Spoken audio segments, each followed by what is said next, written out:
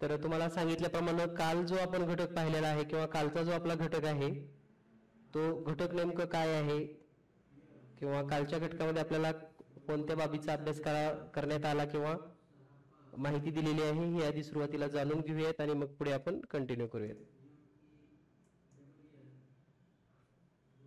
तर काल जे काही आपण घटक पाहिले त्यामध्ये संख्यांचे प्रकार आपण पाहिलेत. यामध्ये सर्वप्रथम नैसर्गिक संख्या,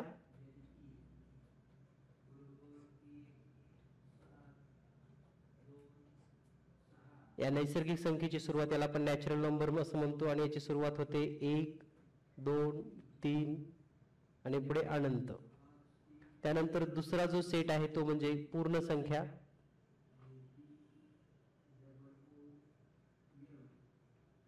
यालाच आपण इंग्लिश मध्ये होल नंबर असं म्हणतो. आणि पूर्ण संख्येमध्ये नैसर्गिक संख्येमध्ये काय बदल आहे मग, तर पूर्ण संख्येमध्ये 0 ऍड झाला म्हणजे 0, 1, 2, 3, 4 आणि पुढे कंटिन्यू. त्यानंतर तिसरा सेट जो होता तो म्हणजे पूर्णांक संख्या, याची हिस्ट्री वगैरे किंवा याचा काही इतिहास आहे तो सर्व आपण काल पाहिलेला आहे कालच्या झूम मीटिंग मध्ये आणि त्याची रेकॉर्डिंग YouTube वर पण उपलब्ध आहेत.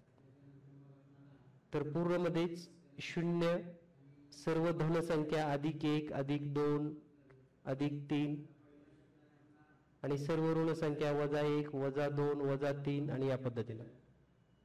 त्यानंतर चौथा सेट होता परिमेय संख्या,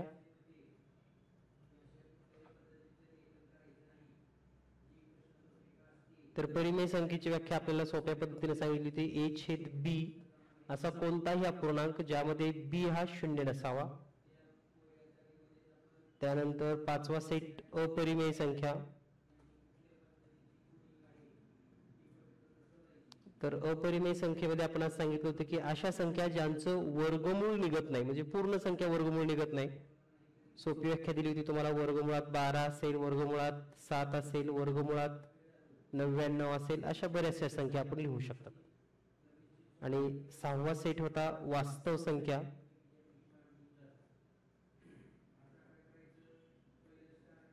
वास्तव संख्या म्हणजेच वरील सर्व संख्यांना एकत्रित बांधणारा सेट, म्हणजे सगळ्यांना एकत्र व्यापणारा.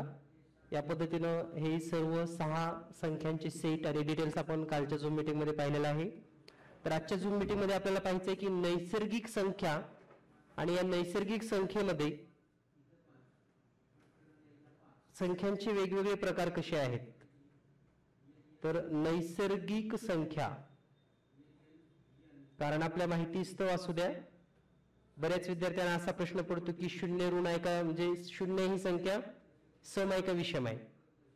पण सम आणि विषमचे जे प्रकार आहेत हे फक्त नैसर्गिक संख्यामध्येच आहेत. त्यामुळे 0 नैसर्गिक संख्येत आहे का, नाही, 0 पूर्ण संख्येत आहे. ठीक आहे. त्यामुळं आपल्याला जे आता पुढचे घटक पाहिजे त्यामध्ये समसंख्या,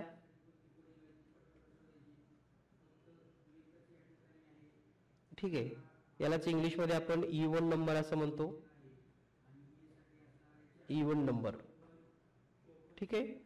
आणि दुसरा असतो तो विषम संख्या. आता खरा भाग असा आहे की इतके सोपे प्रश्न परीक्षेत असतात का, तर होय, यावरही प्रश्न परीक्षेत विचारले गेलेले आहेत, पण विचारण्याची पद्धत वेगळी आहे. ठीक आहे. तर समसंख्या कोणाला म्हणतो आपण, ज्या संख्येचा एकक हा 0 असेल, 2 असेल, 4 असेल, 6 असेल किंवा 8 असेल. एकक स्थानी काय असलं पाहिजे, 0, 2, 4, 6, 8. म्हणजेच at the unit place if there is 0, 2, 4, 6 or 8 then that number is known as even number. म्हणजे एकक स्थानी 0, 2, 4, 6, 8 यापैकी कोणताही अंक असेल तर त्या संख्यांना आपण समसंख्या असं म्हणतो. त्यानंतर विषम संख्येचा जर विचार केला तर एकक स्थानी 1, 3, 5, 7 आणि 9 हे जर अंक एककला असतील तर त्याला आपण काय म्हणतो, विषम संख्या आणि समसंख्या. ठीक आहे. तर हे का महत्वाचं आहे लिहिणं, तर तुम्ही लिहिणं गरजेचं आहे आणि मी लिहिल्याशिवाय तुम्ही लिहित नाहीत. ठीक आहे. आणि तुम्हालाही लक्षात आलं असेल की एवढं लिहायला फक्त 2च मिनिट वेळ लागतात, परंतु यावर परीक्षेत किमान 3 ते 4 प्रश्न विचारले जातात पेपर 1 साठी, आणि पेपर 2 साठी पण यावर काही हार्ड लेवलचे क्वेश्चन येतात, ते पण या ठिकाणी आपण समजून घेणार आहोत. तर मला वाटतं सर्वांनी लिहिलेलं आहे. तर आता आपल्याला समसंख्या म्हणजे काय, तर ज्या पांढऱ्या रो मधल्या संख्या आहेत, पांढरे रो आडवे बघा, या ठिकाणी ही 92 पर्यंतची लाईन, 94 पर्यंतची लाईन, 96 पर्यंतची लाईन, 98 आणि हे 100, या सर्व संख्या समसंख्या आहेत. म्हणजे जसे की 2, 12, 22, 32, 42, 52, 62, 72, 82, 92, 4, 14, 24, 34, 44, ओके, 6, 16, म्हणजे ज्याचा एकक स्थान, आता इथं बघा एकक स्थानी 2, 2, 2, 2 असणाऱ्या 4, 4, 4, 6, 6, 6, 8, 8, 8, 0, 0, 0, या सर्व समसंख्या आहेत. म्हणजे 1 ते 100 पर्यंत जर विचार केला तर समसंख्या 50 आहेत. अशाच पद्धतीने विषम संख्या पण दिसतील तुम्हाला, जे ग्रीन लाईन मध्ये आहेत अशा 50 विषम संख्या आहेत. ठीक आहे. यामध्ये 2 अंकी समसंख्या किती आहेत बघा, 2 अंकी समसंख्या पटकन दिसल्या पाहिजेत तुम्हाला. 2 अंकी समसंख्या मोजा पटकन, आणि विषम किती आहेत ते आपण समजून घ्या. आणि हे जेव्हा चार्ट तुमच्या समोर असतो ना उजळणीचा, तेव्हाच हे शक्य होते की पटकन तुम्हाला कळलं पाहिजे 2 अंकी विषम संख्या किती आहेत. 2 अंकी विषम संख्या समजल्या? ओके.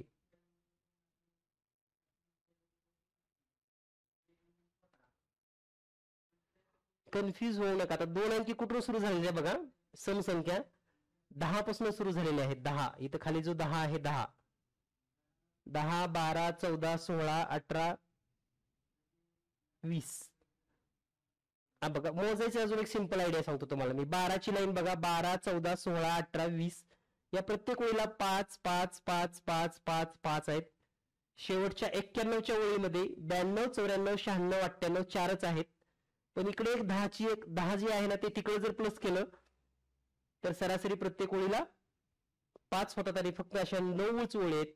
म्हणजे 2 अंकी 45 समसंख्या आहेत आणि 45 विषम संख्या आहेत.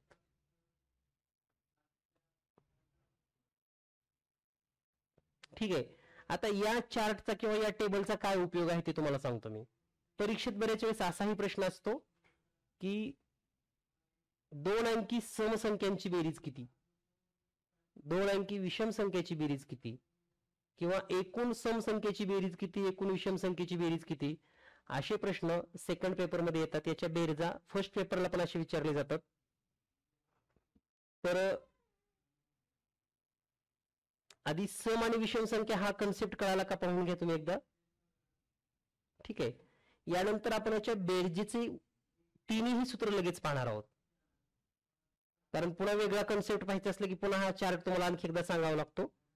तर 3 सूत्र लक्षात ठेवा, आणि अतिशय सोप्या पद्धतीने नैसर्गिक संख्येचे बेरजेचं सूत्र, नैसर्गिक संख्या च्या बेरजेचं सूत्र,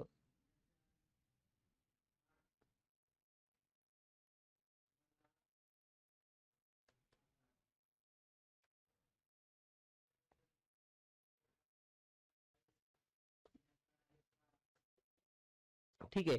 तर यामध्ये पण नैसर्गिक संख्या स्टार्टिंग फ्रॉम 1, 1 पासून जर सूत्र विचारलं असेल तुम्हाला, 1 पासून 100 पर्यंतच्या संख्येची बेरीज, 1 पासून 90 संख्येच्या बेरीज, तर त्याचं सूत्र आहे n गुणिले n अधिक 1 छेदामध्ये 2.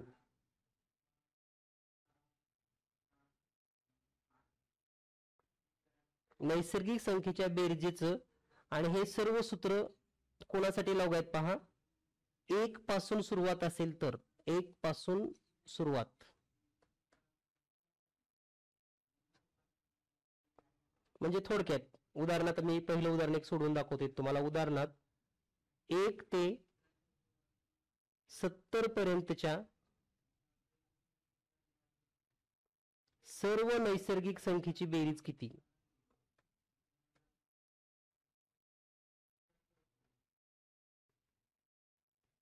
ठीक आहे. तर त्यावेळेस सूत्र काय वापरायचे आपल्याला, n गुणिले n अधिक 1. आता n म्हणजे काय, 70. म्हणजे 70 गुणिले, आता n अधिक 1 म्हणजे 70 अधिक 1 म्हणजे 71, छेदामध्ये 2.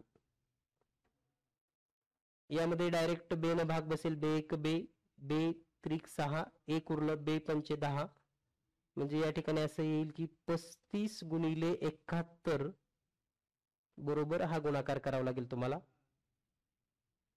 ठीक आहे. कसा गुणाकार कराल तुम्ही? आता डायरेक्ट एकतर 2 अंकी संख्येचा गुणाकार करतात तसा करावा लागेल किंवा 35 न गुणाकार करावा लागेल. ठीक आहे. याच्यापेक्षा एक सोपी पद्धत सांगतो मी तुम्हाला. डायरेक्ट आधी हा वरचाच गुणाकार करून घ्या. शून्याला शून्य जशाला तसं लिहा. 7 1 7 आणि 7 7 49 आणि छेदामध्ये 2. आता 2 न भागणं सोपं आहे, पटकन येतं. बे 1 बे, बे 2 4, 1 उरलं, 19 होईल, 92 18, 1 उरलं, 17 होईल, 82 16, 1 उरलं, बे पंचे 10, म्हणजे उत्तर येणार आहे 2985. तर या आयडिया महत्वाच्या आहेत, लक्षात घ्या. अगोदर 2 न भागायचं का गुणाकार करून 2 न भागायचं, या एवढ्या एका प्रोसेस मध्ये पण तुमचे किमान अर्धा मिनिट वाचतो. ठीक आहे. म्हणजे हे समय सूचकता आहे तुमची की वेळेच्या नुसार तुम्हाला इथे या ठिकाणी काय बदल करायचे. तर नैसर्गिक संख्येच्या बेरजेचे सूत्र 1 पासून सुरुवात होत असेल तर हे वापरायचे तुम्हाला. ठीक आहे. आता आपण समसंख्येच्या बेरजेचं सूत्र पाहूयात. समसंख्यांच्या बेरजेचे सूत्र.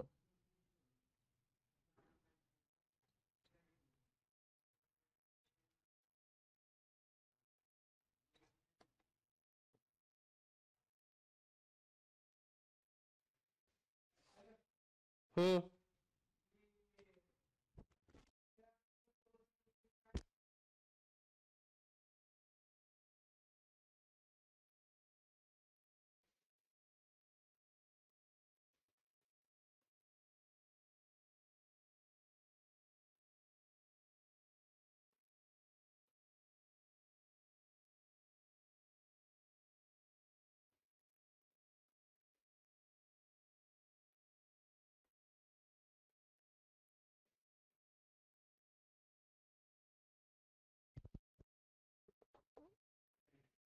गणेश सर, काय अडचण आहे तुमची? मागच्या उदाहरण सोडलं ना आपण आता ते त्याचा भागाकार सोडलाय 2985 ने 2485 येतो. हा, बे 1 बे बे 2 4 एक एक्स्ट्रा झालं का नाही ते? 19 नाही. Okay okay okay. 2485. ठीक आहे. ओके. चला, थँक्यू. यानंतर आपण पुढचा प्रश्न पाहूयात की या ठिकाणी समसंख्येच्या बेरजेचं सूत्र. आता समसंख्येच्या बेरजेचं सूत्र सुरुवातीपासून जर आपण पाहिलं,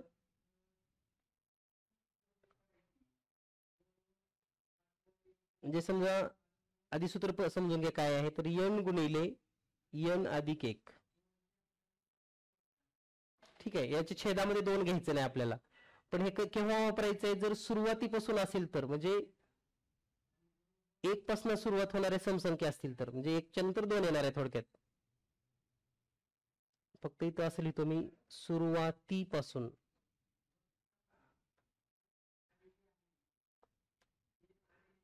म्हणजे उदाहरण जर पाहिलं आपण याच्यामध्ये, तर 1 ते 30 पर्यंतच्या समसंख्यांची बेरीज किती? 1 ते 30 पर्यंतच्या समसंख्यांची बेरीज.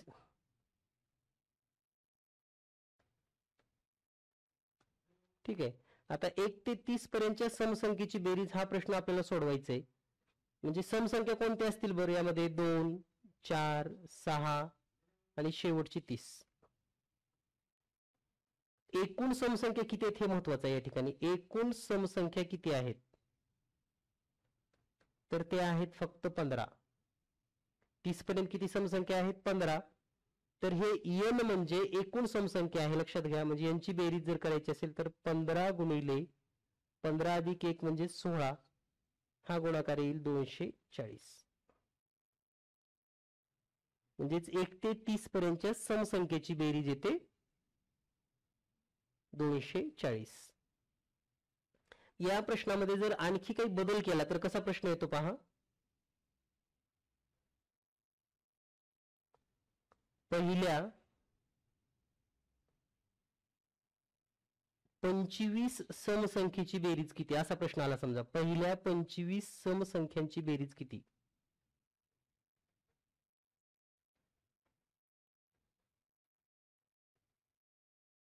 आता पहिल्या 25 समसंख्येची जर बेरीज काढायची असेल तर काय करावं लागेल. तर इथे n ऑलरेडी त्याने 25 दिले हे लक्षात घ्या. इथं कसं होतं 1 ते 30 पर्यंतच्या समसंख्येची इथं n आपल्याला 15 मिळालं कारण 15च समसंख्या आहेत ना या ठिकाणी. तर इथं ऑलरेडी पहिल्या 25 समसंख्या म्हणजे पहिल्या 25 म्हणजे 1 ते 50 पर्यंतच्या आहेत हे लक्षात घ्या. त्यामुळे 1 ते 50 पर्यंतच्या समसंख्येची बेरीज आणि पहिल्या 25 समसंख्येची बेरीज दोन्हीही एकच प्रश्न आहेत. त्यामुळे याचं उत्तर डायरेक्ट n गुणिले n अधिक 1 म्हणजेच 25 गुणिले 25 अधिक 1 म्हणजेच 25 गुणिले 26 आणि हा गुणाकार येईल मग 650. ठीक आहे, कन्सेप्ट कळाला. त्यानंतर पुढचं सूत्र पाहूया आपण. विषम संख्येची बेरीज. विषम संख्या ही बेरीज सूत्र म्हणजे या ठिकाणी ऑड संख्यांची जर बेरीज करायची असेल आपल्याला आणि हे पण सूत्र कशासाठी पहिल्यापासून असणाऱ्या स्टार्टिंग फ्रॉम 1 पहिल्यापासून आणि त्याचं सूत्र आहे n गुणिले n म्हणजे फक्त वर्ग करायचा. उदाहरण जर पाहिलं आपण उदाहरणात समजा 1 ते 24 पर्यंतच्या विषम संख्येची बेरीज किती. विषम संख्येची बेरीज किती असा प्रश्न आहे समजा. तर आता आपल्याला पहिल्यांदा असं विचारात घेतलं पाहिजे पटकन की 1 ते 24 पर्यंत विषम संख्या किती आहेत. तर ते असतात 12. म्हणजे जेवढा आहे त्याच्यामध्ये आपण शेवटची संख्या बघायची कोणती आहे 24. 24 ला भाग दिला की लगेच 12 येतं. तर 12 सम असतात 12 विषम असतात. म्हणजेच आपल्याला n ची किंमत किती आली 12. म्हणजे बेरीज किती असेल मग n गुणिले n म्हणजेच 12 गुणिले 12 बरोबर 144. तर हे सूत्र लक्षात ठेवा. पहिल्यापासून विषम संख्या n गुणिले n अतिशय लक्षात ठेवायला सोपं आहे. समसंख्या n गुणिले n अधिक 1 आणि नैसर्गिक संख्या n गुणिले n अधिक 1 छेदामध्ये 2 या पद्धतीने. ठीक आहे. आता तुमच्या मनामध्ये प्रश्न आला असेल की हे पहिल्यापासून आहे मग कुठूनही कुठपर्यंत असेल तर काय. कुठूनही कुठपर्यंत तर तसं उदाहरण पाहूया आपण आता सुरुवातीला आणि त्यासाठी एकच सूत्र वापरायचंय. म्हणजे जर संख्या नैसर्गिक असतील किंवा सम असतील किंवा विषम असतील सर्वांसाठी एकच सूत्र. नॅचरल नंबर असेल ऑड असेल किंवा इव्हन असेल आणि सर्वांसाठी एकच सूत्र काय आहे पहा. तर पहिली संख्या अधिक शेवटची संख्या छेदामध्ये 2 गुणिले एकूण संख्या.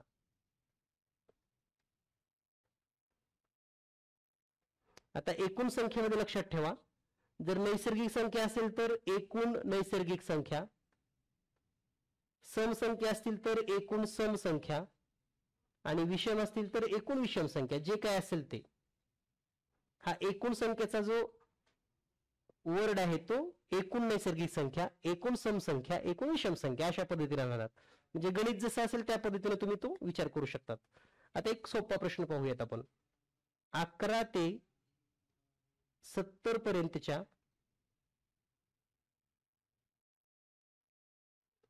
सर्व नैसर्गिक संख्यांची बेरीज किती.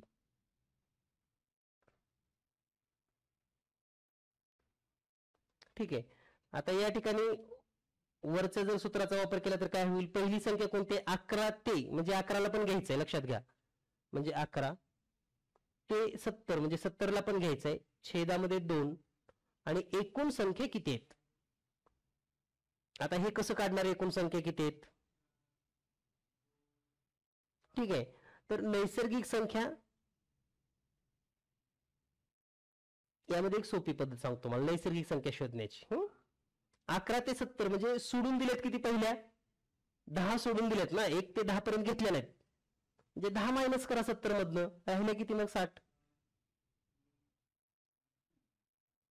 आणि मग 11 आणि 70 ची बेरीज किती आली, 81 छेदामध्ये 2 गुणिले 60. बेक बे बेत्रिक 6 आणि हे 0 म्हणजे 81 गुणिले 30.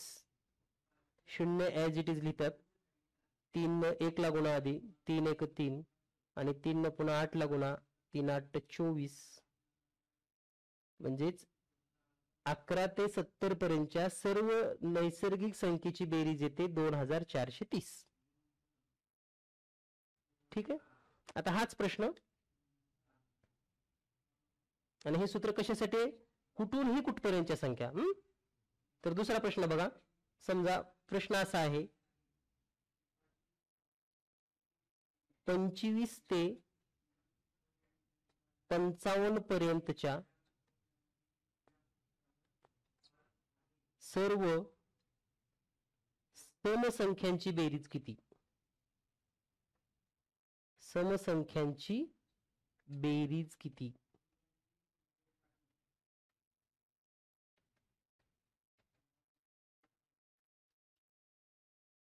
ठीक आहे, सूत्र काय आहे आपलं, पहिली संख्या अधिक शेवटची संख्या, म्हणजे ही पण पहिली शेवटची म्हणजे समच, छेदामध्ये 2 गुणिले एकूण सम संख्या. तर पहिली संख्या कोणती आहे, 25 नंतर घ्यावी लागेल 26. शेवटची संख्या किती घ्यावी लागेल, 55 च्या आधी म्हणजे 54 छेदामध्ये 2. आता एकूण संख्या किती घ्यायच्या यामध्ये तुम्हाला पुन्हा विचार करावा लागतो. ठीक आहे, तर त्यासाठी पण तुम्हाला मी एक सूत्र सांगतो या ठिकाणी, सोपं अगदी. एकूण सम किंवा एकूण विषम कशा काढायच्या, एकूण सम संख्या, शेवटची सम संख्या कोणती आहे 54 वजा पहिली कोणती आहे 26, छेदामध्ये 2 लिहा आणि अधिक 1 करा. तर 54 मधून 26 वजा केल्यानंतर किती येईल, तर 4 मधून 6 म्हणजे 14 मधून 6 गेले 8 राहिले आणि 4 मधून 2 गेले 2 राहिले म्हणजे 28 छेदामध्ये 2 अधिक 1. 28 च्या निम्म 14 अधिक 1 म्हणजे याचं उत्तर येतं 15. म्हणजे एकूण संख्या होतात 15. एकूण संख्या किती होतात 15. तर एकूण सम काढायचे असतील किंवा एकूण विषम काढायचे असेल तर या पद्धतीने तुम्हाला लक्षात ठेवावं लागेल. आता वरची जर बेरीज केली आपण 4 आणि 6 10 म्हणजे 0 हातच्याली 1, 5 आणि 2 7 आणि 1 8, 80 छेदामध्ये 2 गुणिले 15.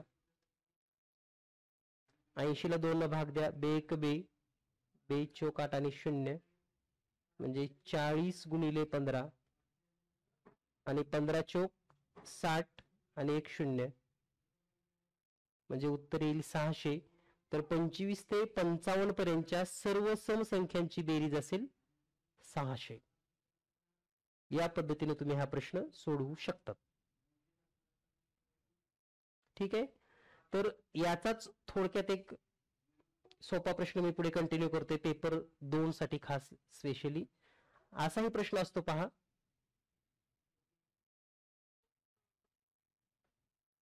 4 ने भाग जाणाऱ्या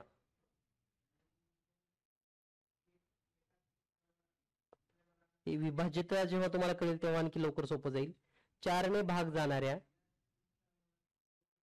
101 ते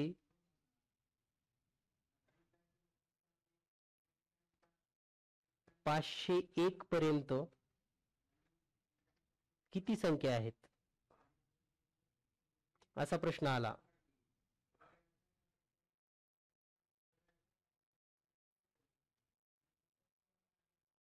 ठीक आहे, तर जसं सम संख्या किती आहेत याच्यावरून मी तुम्हाला याचं उत्तर सांगतोय. तर याचं उत्तर लिहिताना पण तशीच या ठिकाणी काय केलं बघा आपण, हे शेवटची संख्येमधून पहिली संख्या वजा केली, 2 न भागलं. अगदी त्याच पद्धतीने इथं 4 ने भाग जाणारी शेवटची संख्या म्हणजे 500च्या जवळची संख्या कोणती असेल, ज्याला 4 ने भाग जातो, तर ती आहे 500. आणि 101च्या नंतरची संख्या कोणती आहे, ज्या संख्येला 4 ने भाग जातो, शोधा. तर ती असेल 104. ठीक आहे. मग एकूण संख्या काढायची असतील तर शेवटची संख्या आहे 500 वजा 104, छेदामध्ये 4च घ्यायचं. 4 ने भाग म्हणलं की 4 आणि अधिक 1. ठीक आहे. तर आता या ठिकाणी जर आपण वजाबाकी केली तर अगोदर आपण 400 मधून 100 वजा, 500 मधून 100 वजा केले की 400 येतं, पुन्हा 4 वजा केले की वर येईल 396, छेदामध्ये 4 अधिक 1. 4 न भाग दिला तर किती येतो पहा, 4 1 4, 4 9 36, 3 उरले, 6 होईल, पुन्हा 36, 4 9 36 म्हणजे 99 अधिक 1 म्हणजे 100. ठीक आहे, म्हणजे अशा 100 संख्या आहेत. आता हे 4 नसल्यामुळे कदाचित तुम्हाला सोपं वाटत असेल तोंडी पण करायला, पण परीक्षेत इथं 4च्या ऐवजी 7 येऊ शकतं. 7 ने भाग जाणाऱ्या, 6 ने भाग जाणाऱ्या, 8 ने भाग जाणाऱ्या किती संख्या आहेत असे प्रश्न जेव्हा येतात तेव्हा हे सूत्र वापरायचंय. शेवटची संख्या वजा पहिली संख्या, छेदामध्ये 6 ने भाग जाणार असेल तर छेदामध्ये 6 घ्या, 8 ने भाग जाणार असेल तर छेदामध्ये 8 घ्या, प्लस 1 करायचं हे कंपल्सरी. तर या पद्धतीने आपल्याला हे प्रश्न विचारले जातात.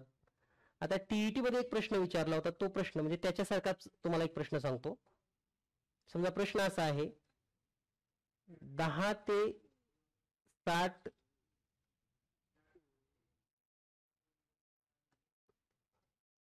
पर्यंतच्या सर्व समसंख्या व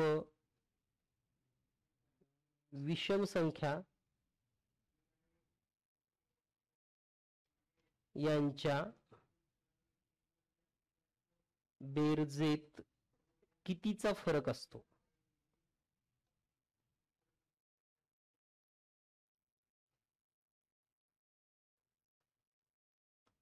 म्हणजे बघा, 10 ते 60 मध्ये तुम्हाला आधी सर्व समसंख्येची बेरीज करायची आहे, नंतर सर्व विषम संख्येची बेरीज करायची आहे आणि त्यांच्यातला फरक काढायचा आहे. ठीक आहे. मग आता तुम्ही जर सूत्र वापरत बसलात तर तुम्हाला ही 2 सूत्र वापरावी लागतात. कोणती? समसंख्येचे सूत्र, विषम संख्येचं सूत्र, आणि मग तुम्हाला याचं उत्तर मिळणार. म्हणजे अगोदर तुम्हाला सर्व समसंख्येची बेरीज करायची आहे, त्यानंतर सर्व विषम संख्येची बेरीज करायची आहे. याच्यामध्ये थोडं सोपं होण्यासाठी मी काय करतोय, 10च्या ऐवजी इथं 11 घेतो, एवढाच बदल करतो, लगेच तुम्हाला लक्षात येईल पुढचं पण. ठीक आहे. 11 ते 60.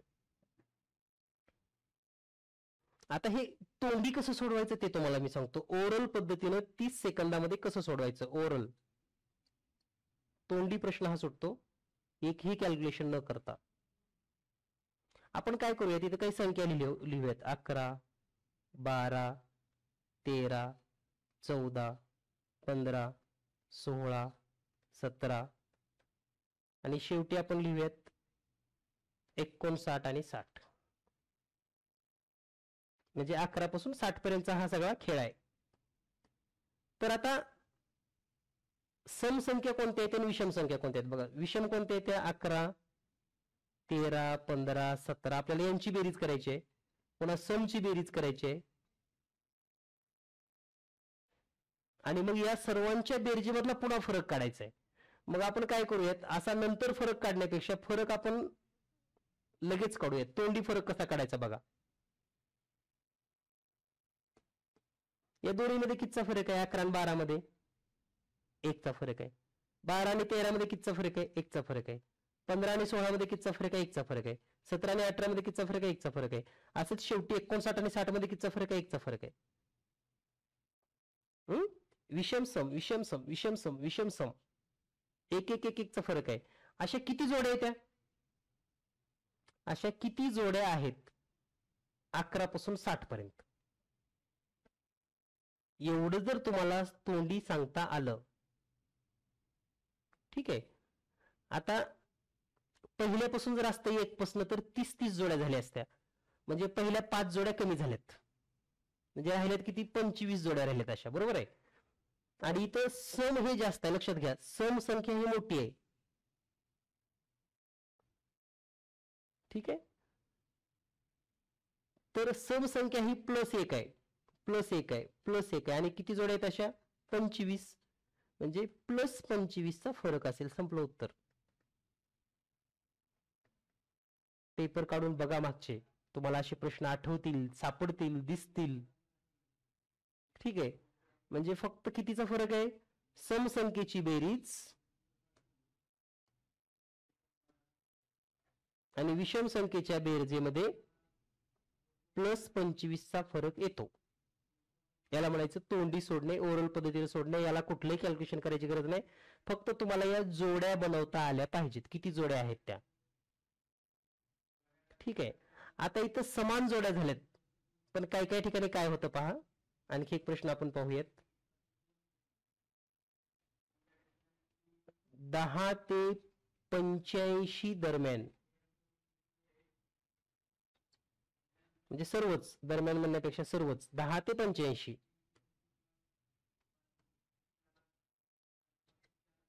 10च्या ऐवजी आपण दुसरं घेऊयात. समजा 30 ते 85 पर्यंतच्या सर्व सम संख्येची बेरीज आणि सर्व विषम संख्येची बेरीज यांच्यामध्ये कितीचा फरक आहे, फरकच काढायचा आपल्याला, ठीक आहे. तर आता संख्यांचे पेयर्स कसे लिहिणार बघा आपण. 30, 31, त्यानंतर विषम घेऊयात, कारण गणित तेच सेमच गणित व्हायला लागले मगासारखंच. 31 करूयात आपण इथं, 31 ते 85, म्हणजे कसं होणार आहे बघा गणित. 31, 32, 33, 34, 35, 36, आणि शेवटची जोडी आपल्याला समचीच पेयर घ्यावी लागणार आहे. या ठिकाणी पहा 83, 84, आणि हा 85 सेपरेट राहील, कारण जोड्या आपण कशा घ्यायला लागलो, विषम सम, विषम सम, विषम सम, विषम सम, शेवटी पण विषम सम, ठीक आहे. मग अगोदर आपण काय करूयात की इथपर्यंतच विचार करूयात, हे 85 बाजूला ठेवूयात, कारण हे विषम आहे, लक्षात घ्या, ठीक आहे. आता ह्या दोन्हीमध्ये सम मोठा आहे, तर प्रत्येक ठिकाणी सम मोठा आहे, म्हणजे +1 हे सम जास्त आहे बरं का, लक्षात घ्या मी काय म्हणतोय, समची बेरीज जास्त येणार आहे. मग 31 पासून 84 पर्यंत अशा किती जोड्या आहेत. आता 84 पर्यंत जर 1 पासून असला असता, पण 1 पासून गृहीत धरला असता तर किती आले असते, 42 आले असत्या, परंतु अगोदर 30 पर्यंतच्या नाहीत, म्हणजे 15 जोड्या कमी आहेत, म्हणजे किती राहिल्या मग, 27 जोड्या राहिल्या. म्हणजे या ठिकाणी 84 पर्यंतचा विचार केला तर समसंख्या ही 27 ने मोठी आहे, समसंख्येची बेरीज 27 ने मोठी आहे, परंतु आपल्याकडे विषम संख्या 85 वाली, त्याच्यातून आपल्याला 27 वजा करावं लागेल, आणि 85 मधून 27 वजा केल्यानंतर आता विषम संख्या जास्त होणार ना, विषम संख्या एक शिल्लक आहे जास्तीची आपल्याकडे, तर 15 मधून 7 गेले की या ठिकाणी राहील 8, आणि 7 मधून 2 गेले की 5, म्हणजे इथं विषम संख्याची बेरीज 58 ने जास्त असेल. आता तुम्हाला हा भाग जर कळाला नसेल किंवा लक्षात येत नसेल तर तुम्हाला काय करावं लागेल, पुन्हा उजळणीवर जावं लागेल. उजळणीवर म्हणजे इथं, म्हणून उजळणी लिहायची आहे. आता कुठून बी बघा, 30 पासून समजा 85 असेल किंवा 31 पासून 85 असतील, त्याच्यामध्ये तुम्हाला जोड्या जोड्यामध्ये सुद्धा फरक कळतो, ठीक आहे. किंवा प्रत्येक ओळीमध्ये एका ओळीचा जरी विचार केला आपण 31 ते 40, तर 5 समसंख्येची बेरीज 5 न जास्त आहे प्रत्येक ओळीलाच, प्रत्येक ओळीला. पहिल्या वेळीमध्ये पण बेरीज केली तर 5 न जास्त आहे, दुसऱ्या वेळीमध्ये 5 न जास्त आहे, तिसऱ्या वेळीमध्ये 5 न जास्त आहे, असंही तुम्ही जाऊ शकतात. फक्त हे पूर्ण चित्र तुमच्या डोक्यामध्ये असं फिट व्हायला पाहिजे की सम संख्या कोणत्या आहेत, विषम संख्या कोणत्या आहेत, यामध्ये बेरजा कोणाच्या करायच्या आहेत, कोण कोणापेक्षा जास्त आहे. असं जर थोडं निरीक्षणात्मक जर तुम्ही केलात तर तुम्हाला हा भाग अतिशय सोप्या पद्धतीने सोडवता येतो. त्यामुळं आजच्या या भागामध्ये तुम्ही समसंख्या त्यांच्या बेरजा, विषम संख्या त्यांच्या बेरजा, समसंख्येमधले विषम संख्येमधले फरक आणि हे सगळं संख्या ज्ञान आहे, लक्षात घ्या. अजून आपण संख्या ज्ञान आणि तुम्हाला सांगितलं त्यासाठी किमान 1 आठवडा लागतो आपल्याला संख्या ज्ञान मधून बाहेर पडायला. ठीक आहे, तर मला वाटतं हा कन्सेप्ट तुमच्या लक्षात आला असेल. आणि हा फक्त सम आणि विषम संख्येपुरताच मर्यादित आहे आणि त्यांच्या बेरजे संबंधी. ठीक आहे, तर आता आपल्याला दुसरा प्रकार पाहिजे संख्येचा, आजच पाहिजे, कारण आपल्याला काही निवांत नाही चालता येणार. तुम्हाला हा व्हिडिओ रेकॉर्डिंग मोडवर मिळतोच, तर तुम्ही डबल पण पाहू शकता.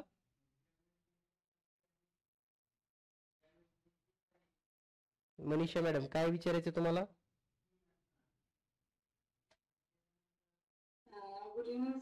तुम्ही मग 18 ते 60 चा क्वेश्चन सांगितला होता ना, तुम्ही केलं नंतर की 5 तासावर गेलो वगैरे. बर, तर ते जी थोडी मला आवड वाटली की तुम्ही एक्सप्लेन केली कोण? त्यापैकी मी सांगू शकते सर. तर 1 ते 10 मध्ये समस्या संख्यांची बेरीज 30 येते. आपण जो तक्ता काढला ना त्याच्यामध्ये जर आपण जर 1 ते 10 मध्ये संख्यांची बेरीज आपण काढतो, तसं समस्या संख्यांची बेरीज जर 30 काढली तरी 50 न वाढत जातात. मग तुम्हाला 100 पर्यंत किती विचारलं का तुम्हाला 1 ते 10 पर्यंत माहिती आहे मला समस्या संख्यांची बेरीज 30 येते. तर तुम्ही मध्ये कुठलाही जर विचारलं तर 30 न 50 50 प्लस करा, तुम्ही कुठलाही काढू शकता. एकदा माहिती झालं की येतं बरोबर. ओके. आणि समस्या संख्यांची बेरीज 25 येते आणि आता तुम्ही म्हणलं तर माहिती होईल. मग कुठलाही जर विचारलं एका 18 ते 60 वगैरे तर फक्त किती टेबलला त्याच्यात बरोबर टाकायचं आणि बरोबर ते तसं समजायचं सोपं होऊ शकतं. म्हणजे आणि त्यामुळे तुमचा जर जीएस मॅथ तर तुमचा अभ्यासासाठी कारण माझ्या मुलांनी स्कॉलरशिपचे क्लासेस लावले होते, ते तुमचं पुस्तक मिळाले. तर त्याला माझे 3-4 चॅप्टर कंप्लीट झाले. त्यामुळे मला पण ते खूप छान वाटलं पुस्तक मला. आणि मी त्याच्यामध्ये माझ्या म्हणजे मी स्वतःला ती काढत होते की माझ्या मुलाला आपल्याला वेगळ्यासाठी देण्यासाठी एक काढून ठेवते. पण ते माझ्याकडे खूप दिवसाच्या वेगवेगळ्या वयामध्ये खूप लिहित होत्या आणि जे माझ्याकडे नव्हत्या ना त्या पुस्तकामध्ये मला सापडल्या. म्हणजे जे एकत्रित त्याच्या बॅटरीचा पुस्तक मला एकत्रित सापडलं. म्हणजे मला आता नुसतं द्यायचं नाही पडले. Okay, thank you. तर मी तुम्हाला शेवटी तेच सांगितलं होतं की तुम्ही उजळणीचं टेबल पाहिलात तर तिथं 5-5च्या डिफरन्सनं पण तुम्ही जाऊ शकता. ठीक आहे, पण हा या पियर जर तुम्ही केलं तर त्या पण पद्धतीने जाता येतं. आता थोडं ट्रिक्सच्या बाबतीमध्ये जर पाहिलं तर डायरेक्ट बेरीज करायची पण ट्रिक्स आहे या संख्यांची. डायरेक्ट बेरीज म्हणजे कशी, समजा या ठिकाणी हा जो टेबल दिसतो तुम्हाला,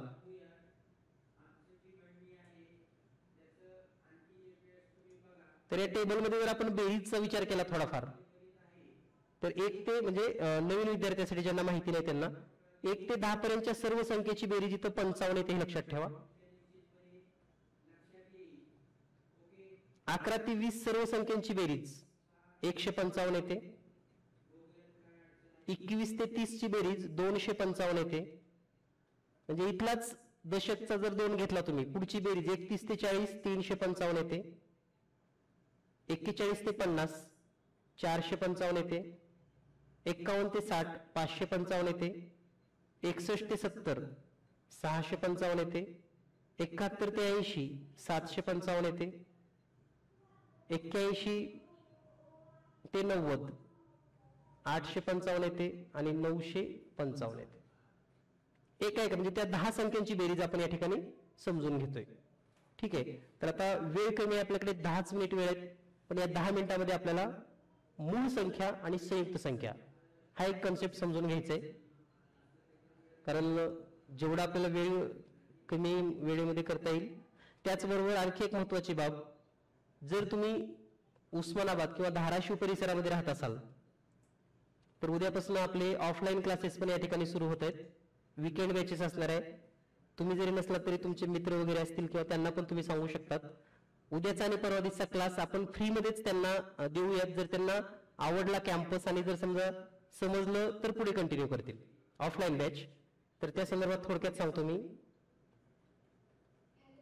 offline batch genius math campus Dharashiv या ठिकाणी होणार असून ही बॅच फक्त शनिवार आणि रविवार 2च दिवस असेल. त्यांचा टाइम टेबल असा आहे, शनिवारी दुपारी 3 ते 6 आणि रविवारी सकाळी 10 ते 1 या वेळेमध्ये हे बॅचेस असतात. म्हणजे 3-3 तासाच्या बॅचेस असणार आहेत. म्हणजे आठवड्याचे थोडक्यात 6 तास शिकवण्यासारखा हा भाग होईल. ठीक आहे. त्यानंतर रविवारी दुपारी 150 मार्काचा सराव पेपर असेल 2 ते 4:30 या वेळेमध्ये प्रत्येक रविवारी. म्हणजे असंच शेड्यूल असणार आहे ऑफलाईन बॅचचा. आणि असे किती दिवस होणार आहे तर शनिवार रविवार शनिवार रविवार परीक्षेपर्यंतचे जेवढे आहेत तेवढे. ठीक आहे. म्हणजे ऑफलाईन पद्धतीने 3 ते 6 शनिवारी रविवारी 10 ते 1 आणि दुपारच्या पिरियड मध्ये 150 गुणांचा पेपर ऑफलाईन सराव पेपर. ठीक आहे. म्हणजे तुमचा कॉन्फिडन्स लेवल किमान असे म्हणजे 7 शनिवार रविवार येणार आहेत. म्हणजे 14 दिवस असं चालणार आहे. आणि हे जीनियस मॅथ कॅम्पस धाराशिव या ठिकाणी असणार आहे. त्याचा संपूर्ण व्हिडिओ किंवा पत्ता पण आपण ग्रुपवर पाठवलेला आहे. जर तुमचे कोणी मित्र असतील, ठीक आहे, तर त्यांना सांगू शकता तुम्ही. उद्या आणि परवा 2 दिवस ते फ्री मध्ये पण बसू शकतात. रविवारचा पेपर पण आपण त्यांना मोफत देऊयात एक. जर आवडलं तर पुढे कंटिन्यू करतील, नाही आवडलं तर तिथंच क्विट होतील. असं काही नाही की म्हणजे क्लास लावलाच पाहिजे ह्या मताचा मी नाही. पहिल्यांदा मी क्लिअर केले पहिल्याच दिवशी. ठीक आहे. तुमची आणि क्लास कशासाठी लावायचा पुन्हा एकदा मी क्लिअर करतो. टीईटी तर पास व्हाल तुम्ही, त्याचा विषय नाही, पण तुम्हाला एकदा गणित परफेक्ट समजून येईल. तुम्ही भविष्यात कोणतीही स्पर्धा परीक्षा द्या, टीईटी असेल, टेट असेल किंवा इतर कोणत्याही कॉम्पिटेटिव्ह एक्झाम तुम्ही जिथं पात्र आहात, ती गणित एकदा चांगलं समजून घ्या. आणि गणितातले हे बारकावे बेसिक कन्सेप्ट, कारण तुम्ही गणित आता 10वीतच शिकलात आणि 10वीत म्हणजे काय तुम्हाला काही संख्या नाहीत शिकवल्या. म्हणजे मी तर म्हणेन संख्याज्ञान हे तुम्ही 5वीतच शिकले. 5वी 6वी 7वी मध्ये असताना तेव्हाच तुम्ही ते समसंख्या, विषम संख्या, मूळ संख्या, संयुक्त संख्या हा भाग शिकलाय. म्हणजे किमान 15 ते 20 वर्षापूर्वीचा गॅप आहे ह्या गणित शिकण्यामध्ये. कारण 10वीला तर तुम्ही सगळे प्रमेय शिकलेत. ठीक आहे. म्हणजे गणित, स्पर्धा परीक्षा गणित आणि रेग्युलर गणित यामध्ये खूप मोठी तफावत असते आणि ही तफावतच आपल्याला समजून घ्यायची आणि त्या पद्धतीने आपल्याला अभ्यास करायचा. ठीक आहे. तर हे ऑफलाईन बॅचला जर यायचं असेल तर तुम्ही जॉईन करू शकतात. पण मी मूळ संख्या आणि संयुक्त संख्या शिकवल्याशिवाय आजचा क्लास थांबवणार नाही. ठीक आहे.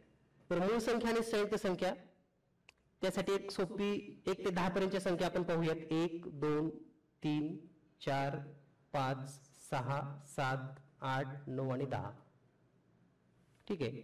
तर आता 10 पर्यंतच्या संख्येमध्ये तुम्हाला माहिती आहे 1 ही जी संख्या आहे ती मूळ पण नाही आणि संयुक्त पण नाही. आता हे सगळ्यांनी पाठ केले, पण त्याचं कारण काय आहे याबद्दल कुणीच विचार केला नाही. ठीक आहे. तर त्याचं कारण तुम्हाला लक्षात येईल 2च मिनिटांमध्ये जेव्हा आपण याचे काही पुढचे कन्सेप्ट पाहू. आणि कधीही लक्षात घ्या, लहान विद्यार्थ्यांना 1 शिकवणं सगळ्यात अवघड आहे. ठीक आहे. मी नेहमी म्हणत असतो सगळ्यात अवघड म्हणजे बघा 1 गुणिले 1 हा गुणाकार सगळ्यात अवघड आहे. सांगताच येत नाही की 1 गुणिले 1 1 कसं येते. कोण सांगू शकते 1 गुणिले 1 1च कसं येते? अवघड आहे. पण तुम्ही 2 गुणिले 3 पटकन सांगू शकतात. त्याचं कारण असं आहे की 2 ही संख्या 3 वेळेस घ्यावी लागते. त्याचं 1 ही संख्या 1 वेळेस घ्यावी लागते म्हणलं की कळत नाही लवकर. तसेच लहान कन्सेप्ट कळत नाही तर मोठे कन्सेप्ट कळले की मग छोटे कळतात. म्हणजे यामध्ये बदल आहे गणितामध्ये. कधी कधी आपल्याला मोठ्याकडून छोट्याकडे जावं लागतं, कधी कधी छोट्याकडून मोठ्याकडे यावं लागतं. तर आता आपल्याला काय लिहायचंय, 1 ला कोणत्या कोणत्या संख्येने भाग जातो, तर 1 ला फक्त 1नेच भाग जातो. ठीक आहे. 2 ला कोणत्या संख्येने भाग जातो? 1 आणि 2 ने भाग जातो. 3 ला कोणत्या संख्येने भाग जातो? 1 आणि 3 ने भाग जातो.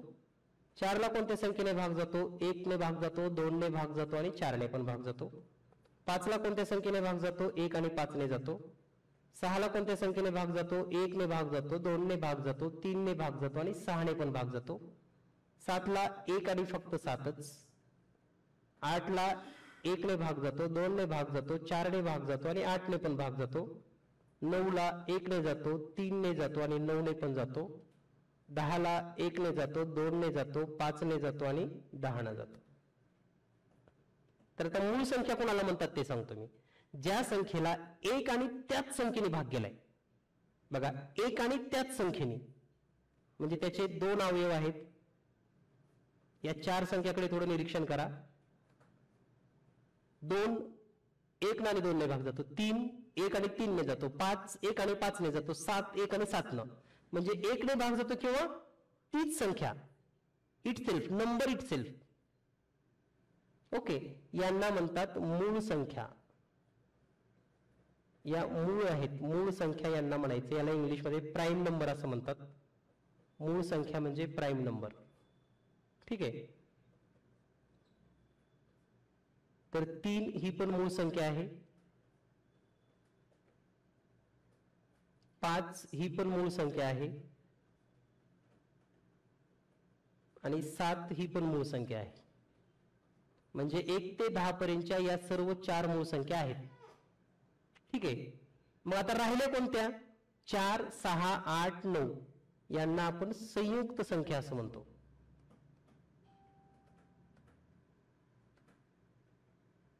संयुक्त संख्या याला इंग्रजीमध्ये कंपोजिट नंबर असं म्हणतात. कंपोजिट म्हणजे संयुक्त. कंपोजिट नंबर संयुक्त संख्या. ठीक आहे. त्यानंतरची संख्या आहे संयुक्त संख्या 6, त्यानंतर 8 9 आणि 10 पण. ठीक आहे. आता यावर परीक्षेमध्ये म्हणजे काही महत्वाची माहिती सांगतो, 2 मिनिट वेळ आहे आपल्याकडे. तर सर्वात लहान मूळ संख्या 2 आहे. सर्वात लहान मूळ संख्या 2 ही सम पण आहे. म्हणजे अशी एकमेव संख्या आहे जगामध्ये जी सम आहे आणि मूळ आहे, ती म्हणजे 2. त्यानंतरच्या ज्या सर्व मूळ संख्या आहेत त्या सर्व विषमच आहेत.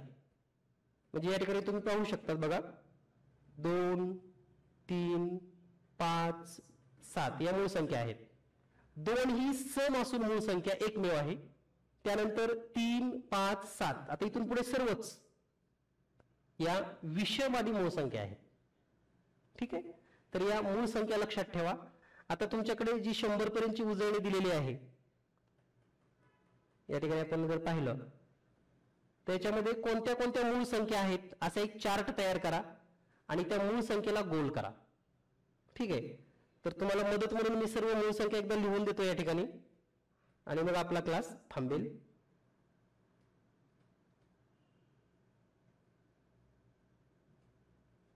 तर मूळ संख्या 100 पर्यंतच्या 2 3 5 7 11 13 17. ठीक आहे. त्यानंतर 19 23 29 31. उद्या आणखी डिटेल पाहूयात आपण याबद्दल. 37 41 43 47 53 59 61 67 71 73 79 83 89 आणि 97. या एकूण 25 मूळ संख्या आहेत 100 पर्यंतच्या. किती आहेत? 25. ठीक आहे.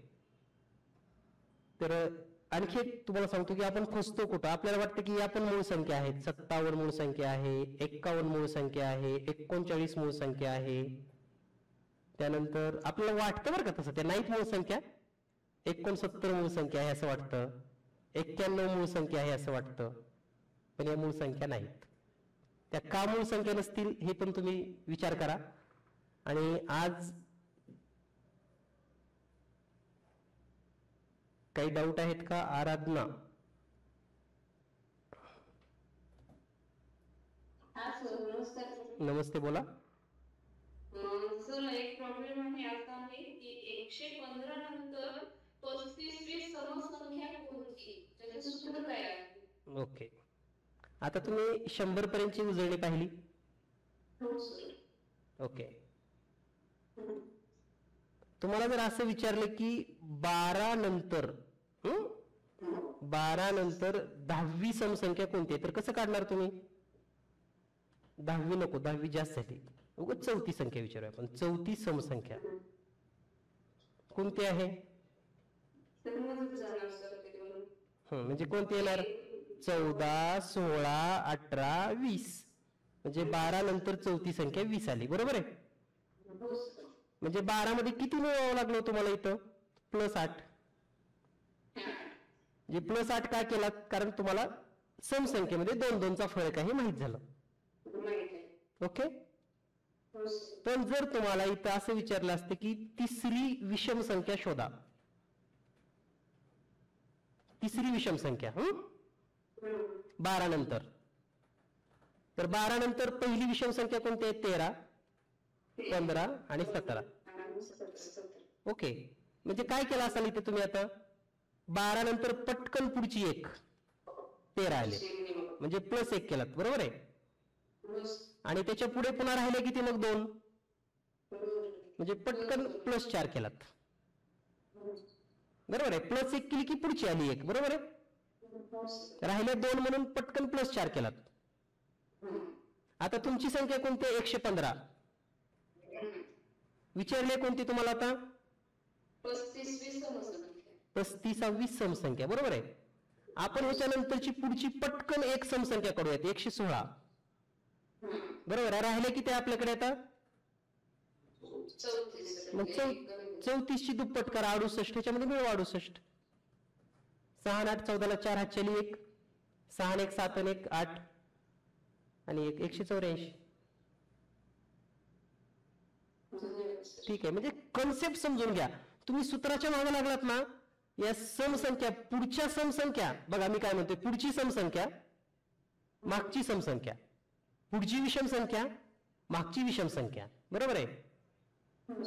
बघा किती सूत्र तयार होतात. समजा तुम्ही एखादी विषम संख्या घेतली 97, पुढची सम आणि मागची सम, पुढची विषम आणि मागची विषम. ठीक आहे, ह्याचे 4 सूत्र पाठ करावे लागतील तुम्हाला. ठीक आहे, आता ही विषम आहे बरं का. विषम असताना पुन्हा सम संख्या असेल 90, ह्याच्या पुन्हा पुढची सम, पुढची विषम, मागची सम, मागची विषम, म्हणजे इथले 4 सूत्र पाठ करायची, इथली 4 सूत्र पाठ करायची. 8 सूत्र डोक्यात ठेवण्यापेक्षा एवढं लक्षात ठेवा, आपल्याला पुढे जायचं आहे का मागे यायचं? तसं नाही म्हणत मी तुम्हाला, गणितामधलं होत. तुम्हाला तर पुढे जायचंय आणि क्लासमधल्या प्रत्येक विद्यार्थ्यांना मला पण पुढेच न्यायचंय. ठीक आहे, पण सूत्रामध्ये अडकू नका, कन्सेप्ट समजून घ्या. पुढची सम म्हटल्यानंतर तुम्ही जसं इथे पटकन कसं सोडवलं बघा, तुम्हाला सूत्र माहित नाही. 115 नंतर तुम्हाला किती 35वी सम पाहिजे होती, बरोबर आहे? आपण त्याच्या पुढची एक पकडली पटशिरी, 116 आला, राहिल्या 34. 34ची डबल करून प्लस केलं लगेच.